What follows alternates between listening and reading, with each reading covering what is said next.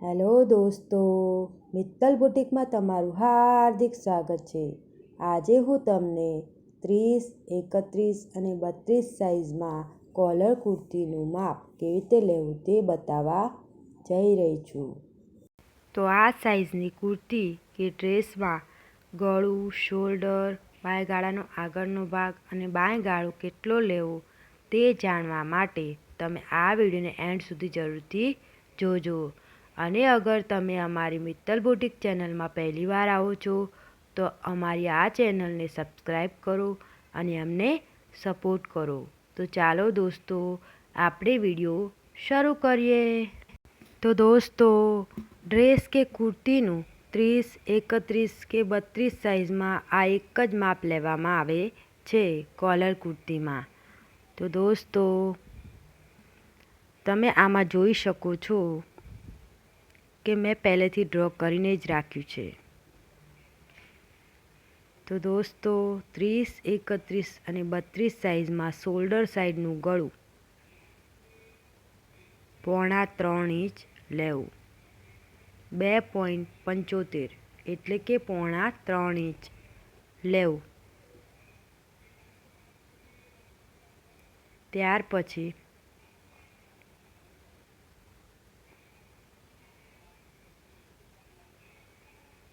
આને અમે બાયગાળાનો આગળનો ભાગ કહીએ છીએ અને આને અમે બાયગાળાનો પાછળનો ભાગ કહીએ છીએ। તો આ સાઇઝમાં બાયગાળાનો આગળનો ભાગ દોસ્તો, આ સાઇઝમાં બાયગાળાનો આગળનો ભાગ 5.5 એટલે કે 5.5 લેવો। ત્યાર પછી બાયગાળાના પાછળના ભાગનું માપ 6.5 એટલે કે 6.5 લેવું। તો દોસ્તો, શોલ્ડર, આ સાઇઝમાં શોલ્ડરનું માપ 6.5 એટલે કે 6.75 લેવું।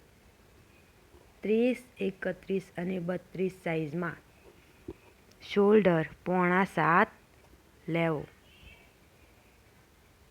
ત્યાર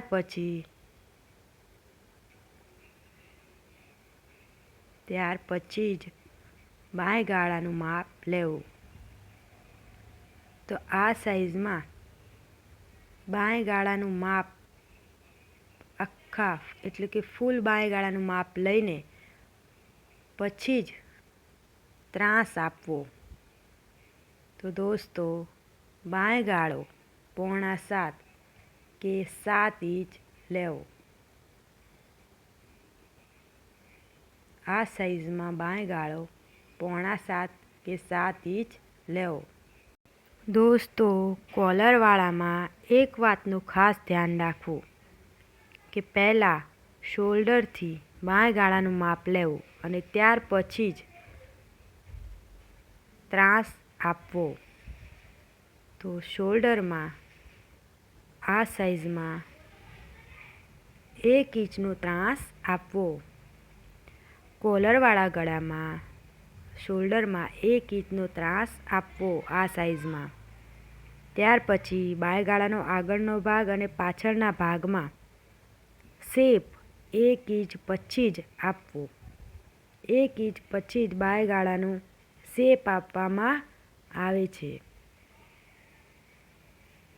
ત્યાર પછી કોલરવાળી કુર્તી કે ડ્રેસમાં 30, 31 કે 32 સાઇઝમાં પાછળના ભાગ ટોપનો પાછળના ભાગમાં 0.5 ઇંચ વધારે કાપડ લેવું। જો તમે કોલરવાળી કુર્તી કે ડ્રેસમાં આ પ્રમાણે કટિંગ કરશો, આ માપથી કટિંગ કરશો 30, 31 અને 32 સાઇઝમાં, તો તમારી કોલરવાળી કુર્તીનું એકદમ પરફેક્ટ ફિટિંગ આવશે। તો દોસ્તો, જો તમે આ સાઇઝનું કટિંગ આ પ્રમાણે શીખી જશો તો 3 બહુ જ મોટી પ્રોબ્લેમ છે, તેને તમે ઠીક કરી શકશો. એક તો સાઇઝ પ્રમાણે શોલ્ડર કેટલો લેવો, બીજું સાઇઝ પ્રમાણે બાયગાળાનો આગળનો ભાગ કેટલો લેવો અને ત્રીજું બાયગાળો કેટલો લેવો. તો આ વિડીયોને એન્ડ સુધી જોજો, તમારી એ પ્રોબ્લેમ પણ સોલ્વ થઈ જશે. દોસ્તો, અગર વિડીયો સારી લાગે ને તો આ વિડીયોને લાઈક જરૂરથી કરજો. અને જો તમે આ માપથી ડ્રેસ કે કુર્તીનું કટિંગ કરો છો અને સીવો છો તો તમારે ડ્રેસ કે કુર્તી જેવી પણ સીવાય તેવી નીચે કમેન્ટ કરી જરૂરથી જણાવજો. દોસ્તો, 30, 31 અને 32 કોઈ પણ સાઈઝ હોય તો સાઈઝનો ચોથો ભાગ વત્તા 2 ઇંચ સિલાઈ, એટલે કે 30, 31 અને 32 સાઈઝનો ચોથો ભાગ વત્તા 2 ઇંચ સિલાઈ માટે લેવું. આ થયું આપણું ચેસ્ટનું માપ. દોસ્તો, હેવી સાઈઝના ડ્રેસમાં કેવી રીતે માપ લેવું, કટિંગ કરવું તે પણ આગળ શીખવવામાં આવશે. બધી જ સાઈઝના કોલરવાળા અને બોટનેક ડ્રેસમાં કે કુર્તીમાં બાંયગાળો, શોલ્ડર સાઈઝ પ્રમાણે કેટલો લેવો તે પણ શીખવવામાં આવશે. બધી જ સાઈઝના અલગ અલગ વિડીયો બનાવેલ છે કે જેથી તમારે જે સાઈઝનું કટિંગ શીખવું હોય તો તમે એક વિડીયો જોઈને શીખી શકો છો. દોસ્તો, હવે 30, 31 અને 32 સાઈઝમાં બાયનું માપ કેવી રીતે લેવું તેની આપણે વિસ્તારથી ચર્ચા કરીએ. તો દોસ્તો, બાય મેં પહેલેથી ડ્રો કરીને જ રાખી છે કે જેથી વિડીયો ઘણો લાંબો ના થાય. દોસ્તો, લંબાઈ વત્તા 1 ઇંચ પટ્ટી વાળવા માટે, લંબાઈ વત્તા 1 ઇંચ પટ્ટી વાળવા માટે લેવું. ત્યાર પછી લંબાઈથી 3 ઇંચ પછી નિશાન કરવું અને ત્યાર પછી 6.5 એટલે કે 6.25 પછી જ બાયનો શેપ આપવો. 6.25 પછી જ બાયનો શેપ આપવો. 30, 31 અને 32 સાઈઝમાં 6.25 પછી જ બાયનો શેપ આપવો વત્તા 2 ઇંચ સિલાઈ માટે લેવું. દોસ્તો, કોઈનો હાથ ભારે હોય તો તેમાં 6.25 થી થોડું વધારે માપ લેવું તો તે લોકોને બાંય પરફેક્ટ ફિટિંગ આવશે.